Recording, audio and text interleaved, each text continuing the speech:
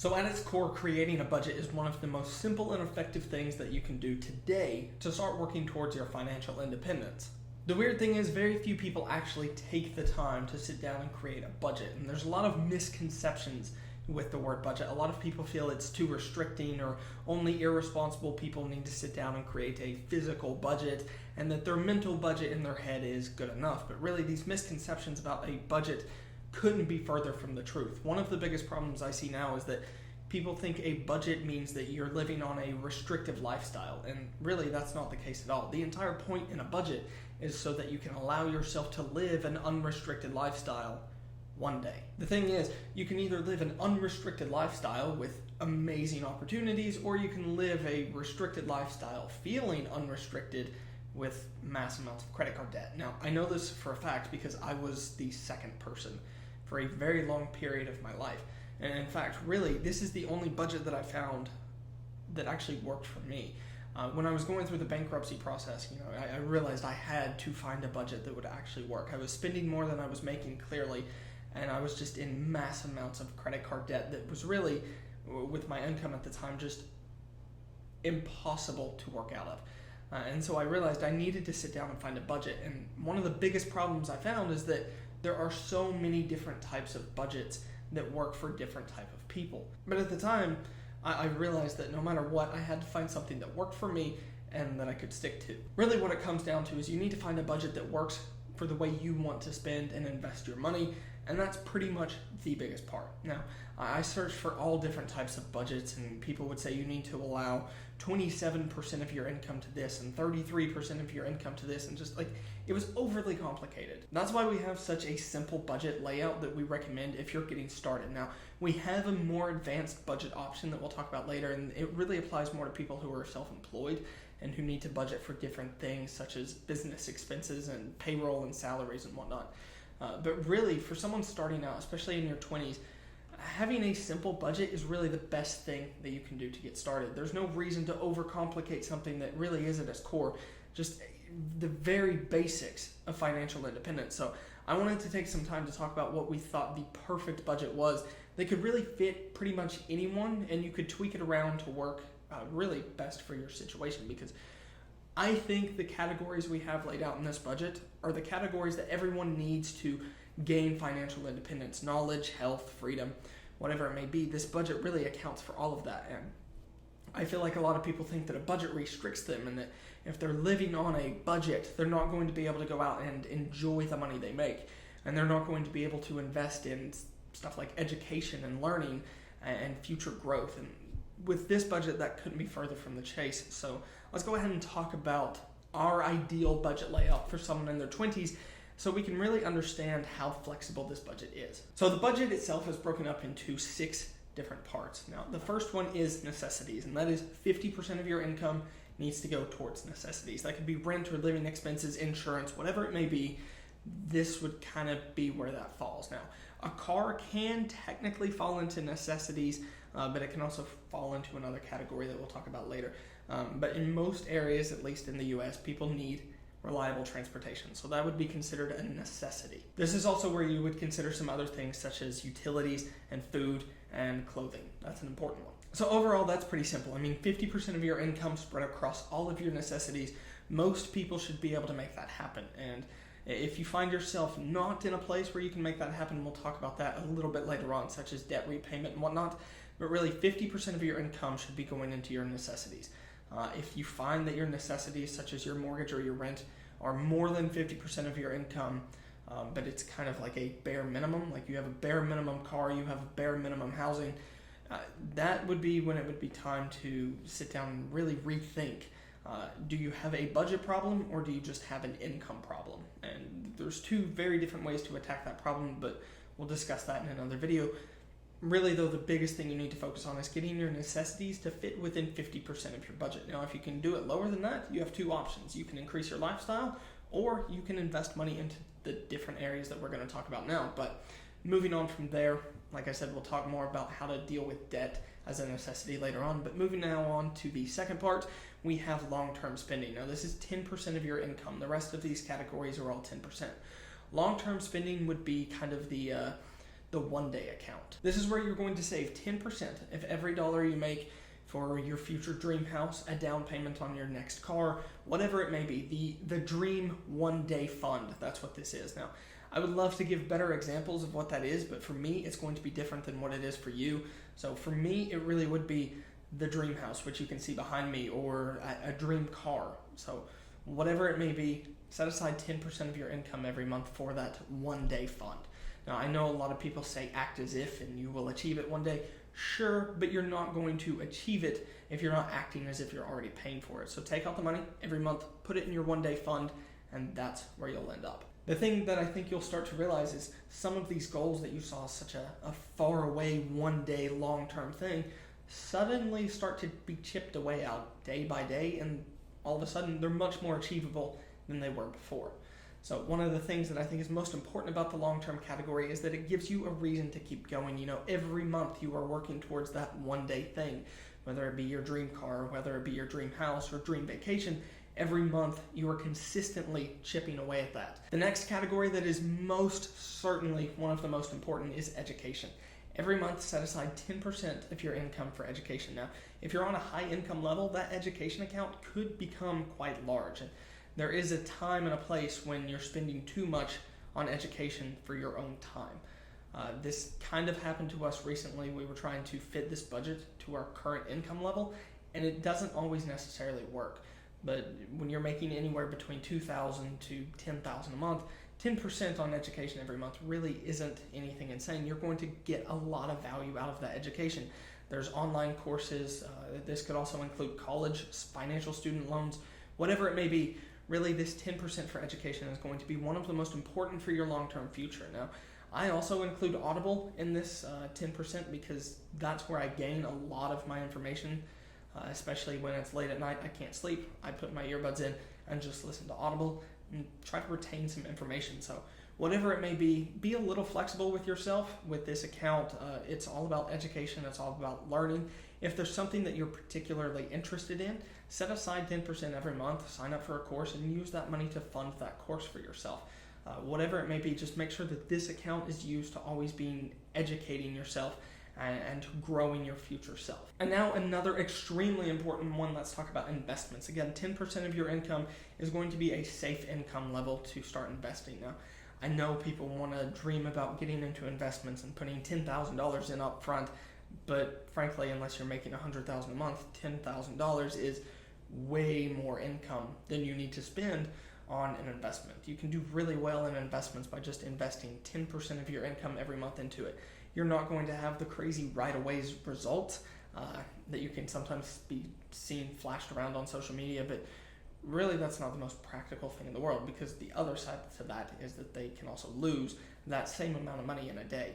For a long time, I was a Forex trader, and I was infatuated with the idea of trading Forex.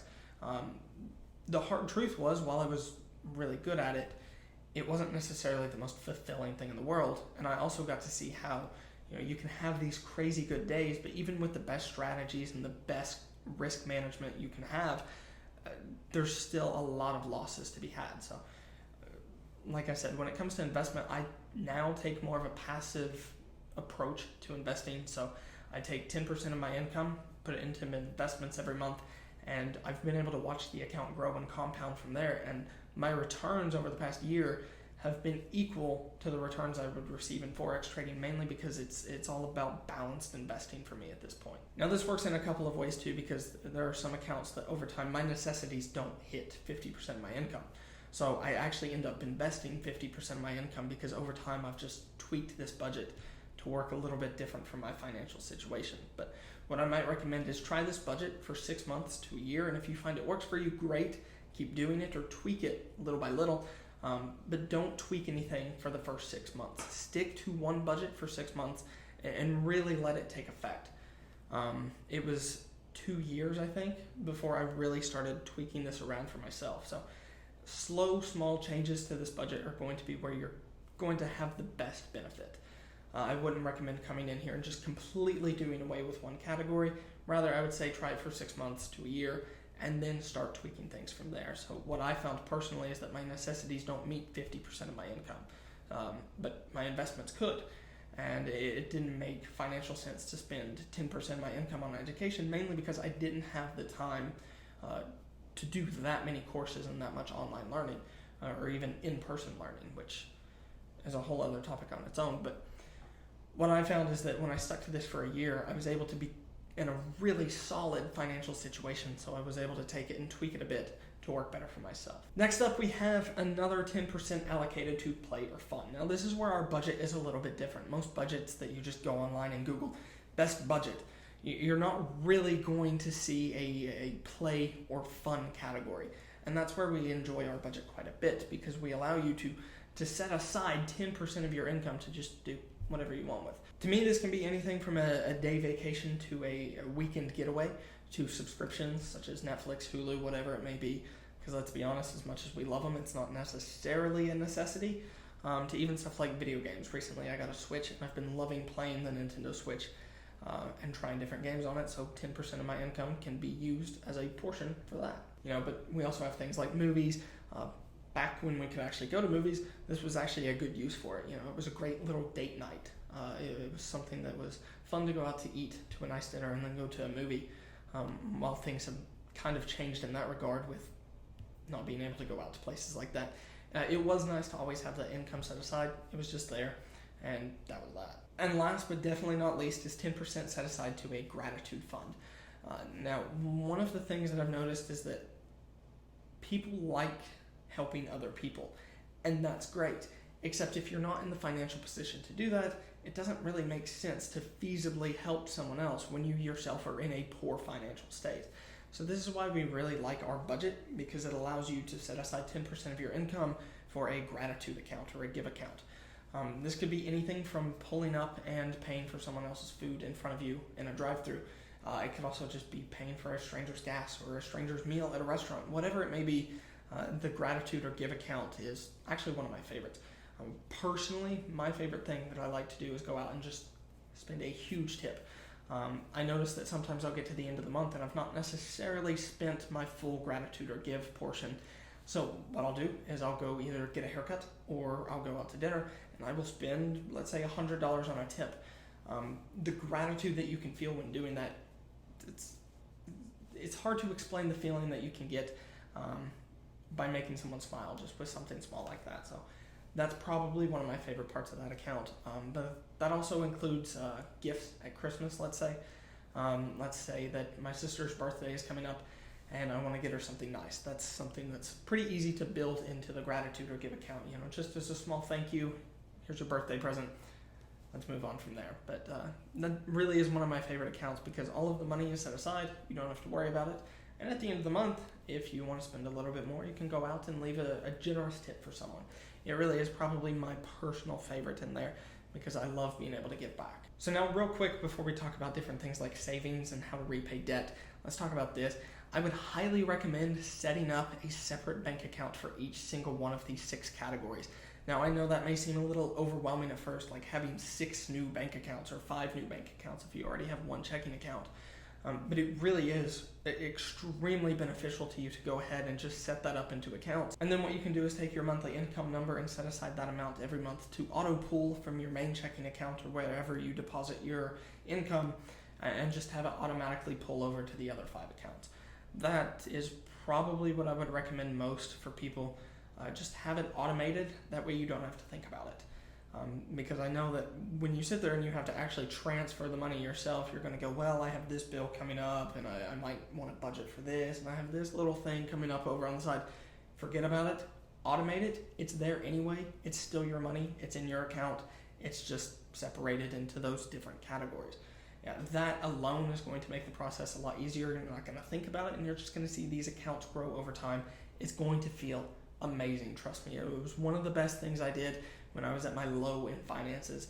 I decided I was just going to take charge of it, and I was going to put everything on automation, and I was just going to focus on myself, and I was going to focus on making more money. And it really was, the results kind of blew my mind after the first year and a half. Really, I started looking at it going, wow, that worked out pretty well. So I would really recommend trying it for 6 months to a year before you start tweaking it, because I think, like I said, that money's there anyway. It's still your money, so you may as well try some different things with it. So one last topic before we jump into debt repayments, I want to talk about savings. Now, one of the things that can really kill your savings more than anything is this little known thing called inflation. Inflation is probably one of the other wonders of the world. Just as compound interest can feel amazing, inflation can feel equally as bad. We have an entire article about the budget on achievablefinance.com. You can check that out in the link below, and it actually talks more about how inflation will eat away at your savings.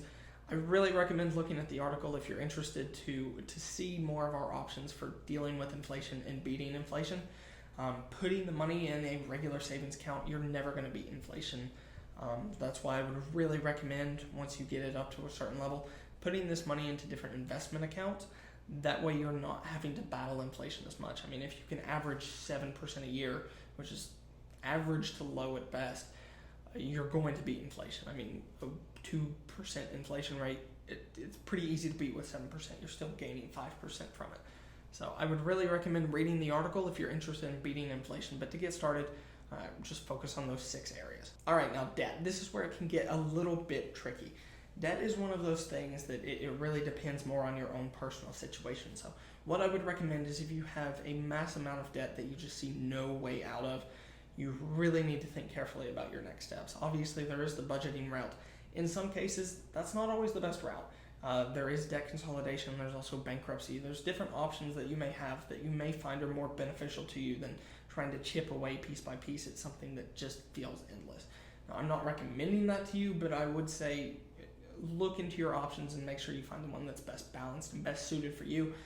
I found myself in this position a few years ago, and for me, the best option at the time, I had no income, I had nothing, and loads of debt. I'm talking thousands upon thousands of dollars in debt, and luckily all of it was consumer debt, and I realized that this debt wasn't providing anything to me anymore. It's not like I was paying for a car payment or I was paying for a house that I could live in. It was just all useless debt, and I had no income at the time, and I hadn't been able to make a payment for over a year on my credit cards. So there was really, financially speaking and just realistically speaking, there wasn't too many ways out of it. So I would recommend, if you find yourself in that position, really sit down and look at the options that could be best suited for you. By no means should you take the advice of some random stranger on the internet telling you to go file bankruptcy. That's not what I'm suggesting at all. What I am saying more of is don't necessarily limit yourself. There could be different options that could help. I wouldn't necessarily recommend bankruptcy for most people. The first 3 years after discharge, you're going to be renting, and then you might be able to find a house with a high interest rate with a somewhat shady lender. So really, when it comes down to it, you have 7 years of that bankruptcy on your record. Lenders are going to be extremely careful about lending to you with that bankruptcy on there. Even if you have a high credit score, if that derogatory mark of bankruptcy is on there, they're going to be really hesitant to give you loans, as they should be. So what I would really recommend doing is, if you find yourself in debt and you think you can work out of it with a budget, first thing you need to do is cut spending. Now, I know this is something everyone says, but it's something so few people do. I've seen so many people be in mass amounts of debt, but they just keep going and racking up the credit cards. They keep getting new credit cards and just rack up the debt. It's mind-blowing, but as someone who's been in the position myself, I easily could have stopped when I saw my credit card balance at $8,000 and realized I'm making $1,000 a month. That's going to take 8 months to pay off on its own if I don't spend another dime. So I easily could have stopped myself there. I didn't. It almost masks the realism that this problem exists. So I know it's easier said than done to cut back spending, but really, if you can, cut back in any area possible. There are so many subscription services that we have nowadays, such as Spotify, Hulu, YouTube, Netflix. Most of them aren't needed. One streaming service is needed, and truthfully, if you want one streaming music service is needed, but really, you can make it work with just one subscription at this point. One subscription to Amazon Prime could have you Amazon Prime Video and Amazon Prime Music. That's simple, because you also get the benefits of Prime. So what I would really recommend is to look at the areas where you are spending the money and see what actually can be cut out. The funny thing is, I feel like a lot of people talk about how people in massive credit card debt are just spending money on shoes and clothes and wallets and all this stuff, and that's not necessarily the case, at least not for everyone. I know that when I was in my horrible stage of personal finance, I wasn't necessarily spending money on these ridiculous things. For me, I was spending money on food, but the problem was I was spending money on fast food and junk food and eating out all the time. When really, if I would have just stopped that, I could have saved thousands of dollars long term. And that is probably, to me, the most insane part about it. I wasn't necessarily going out and buying the nicest clothes and the nicest shoes and the nicest cars and whatever. I was just spending money on what I thought were necessary things like food, and it's not. So if you find yourself in a situation where you still can't repay your debts or make your payments with that 50% from Necessities, here's what I recommend.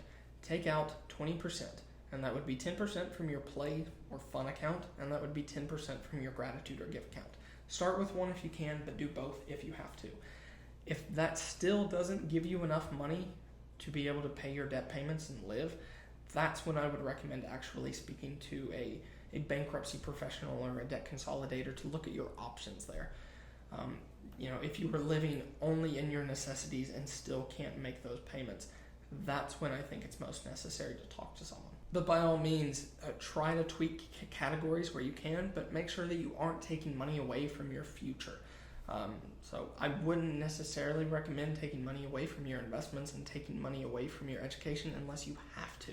In which case, yes, do it, but be wary that sometimes taking away from your future can have lasting effects. So I would really only recommend dipping into those and taking percentages away from those two accounts if you absolutely must. But first, start with your gratitude and start with your play accounts.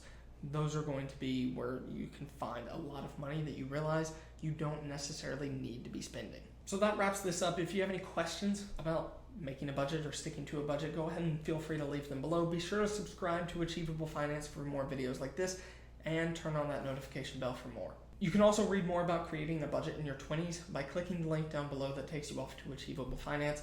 There's a lot more in-depth of a guide over on the website, so be sure to check that out, and I will see you guys in the next video.